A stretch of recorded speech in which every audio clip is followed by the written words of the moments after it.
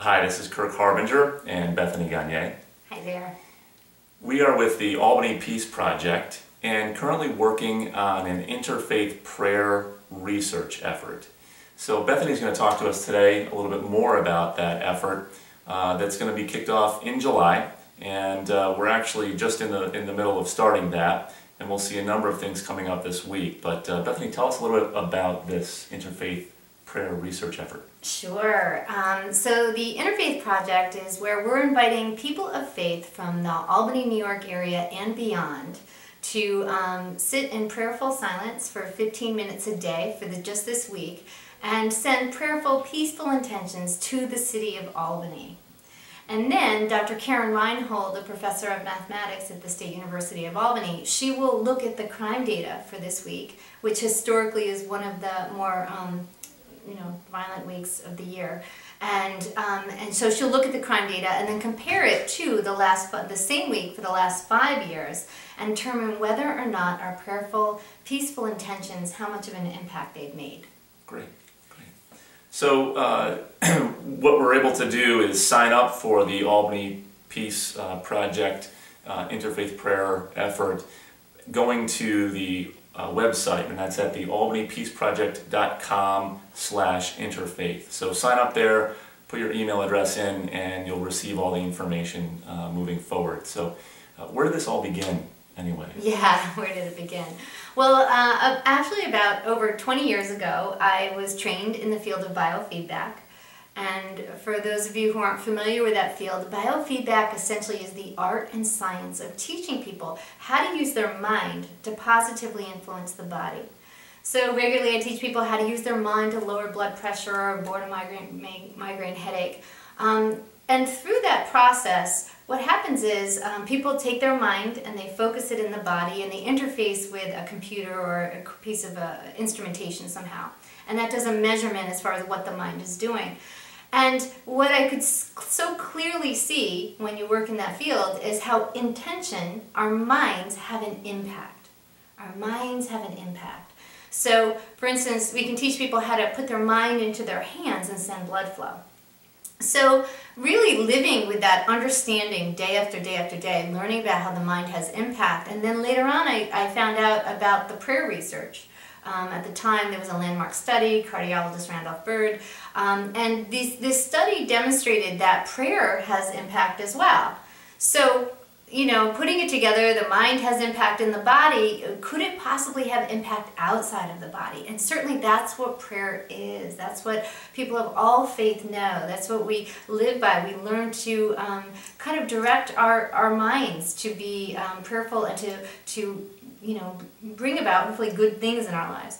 So this idea, could we put this into service for the Albany area? That is really the dream of the Albany Peace Project. So, that's great. What are you doing in the schools, by the way, in the area? Yeah, thank you for bringing that up.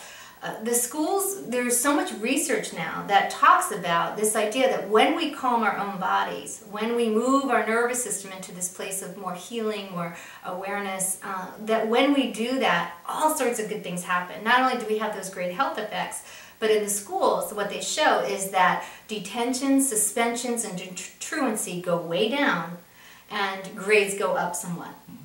So, go down, detentions go down, say 70%, and grades will go up somewhere between, I believe it's 10 to 15%, or 15 to even 20, I've heard. So, this idea that it's so effective that when we learn to find this beautiful place within, then we become much more, we're able to access higher executive functioning of the body. In fact, what we do is we access wise mind, which is why meditation research is now moving into wisdom research. Good stuff. So looking forward to hearing more about that too. Yeah.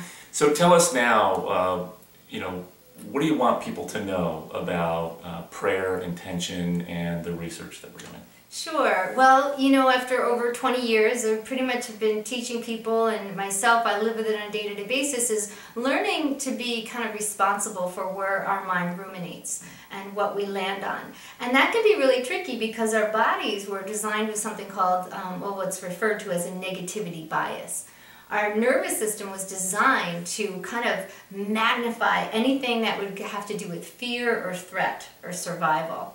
And that's why our nervous system, why that survived in our nervous system, is this idea that anything that would keep us alive would be good. So the thing is, this negativity bias, especially in today's culture, which is frenetic and off the hook as far as I'm concerned, our nervous system is we whipped ourselves into this frenetic frenzy, this pace.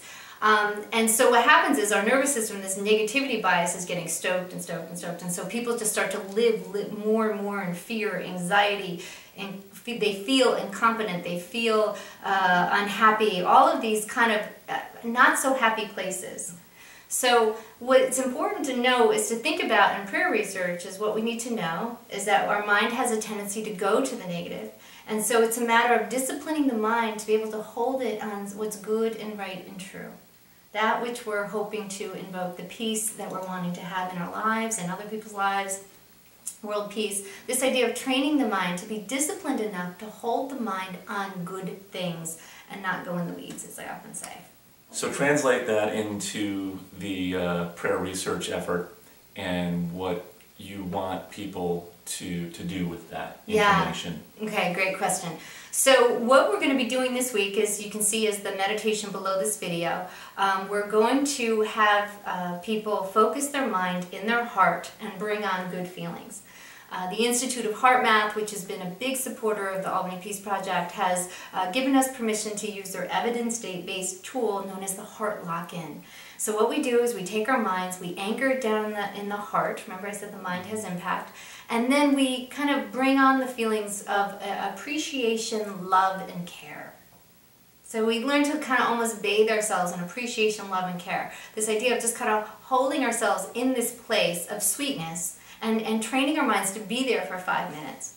And then from that sweetness, we're going to leave 5 minutes of silence where people can send peaceful intentions to the city of Albany, and they can do it in their own way. And just to keep people from going off into that negativity bias, I'm going to put a little chime there a few times. And the chime is supposed to be a call to awareness, a call to reminding you where you go, because I don't know if you noticed, the mind can wander a bit. Have you noticed? I'm sorry, what? Exactly. Exactly. So, so this idea of being able to just be attentive to the mind and do that. Right. So, so it sounds like there are certainly reasons for this, but so you certainly don't want to have people concern themselves with, oh my gosh, I don't want any violence in Albany. Right, right. You turn it around into obviously a positive intention, number one. But second, you can't just throw out peaceful intention. You're saying in order to maximize the effectiveness, really, you want people to go into that space first. Yes, thank you for bringing that out. It's this idea that we become the space, we become the prayer, and then from that prayer we send it out. That's a beautiful way to put it.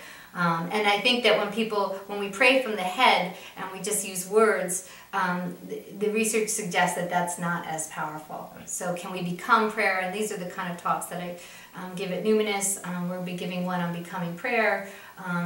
That idea of kind of being the space that you're wanting to feel. Wonderful. Yeah. Looking forward to it. So tell us about the interviews coming up this week and what we're looking forward to. Oh, I've had so much fun with this.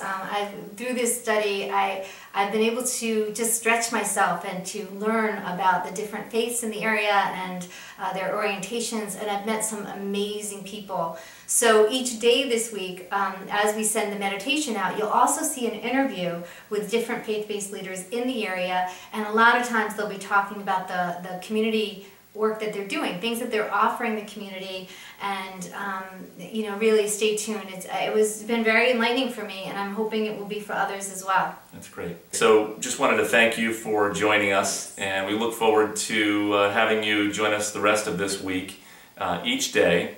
And Bethany, is there anything else that you'd like to summarize or add to the effort this week? Yeah, there's one more thing, and it's very, very important. The research suggests that there's something called a dosage effect, which means the more, just like any other dosage, the more you take a drug of something, the more measurable effect you'll have. Same thing with prayer.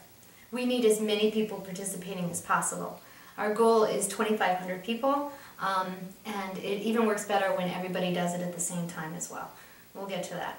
But really, if we could just get people participating. So please send this video to as many people you know. It's only 1 week. It's 15 minutes a day. You stoke the happiness within you as well. And you'll be happier by the end of the week, I can guarantee. And so will all of the Albany area. Yeah, exactly. Exactly. Yeah. It's a win-win. All right. Again, we look forward to having you join us, and thank you so much for your time. Thank you very much. Take care.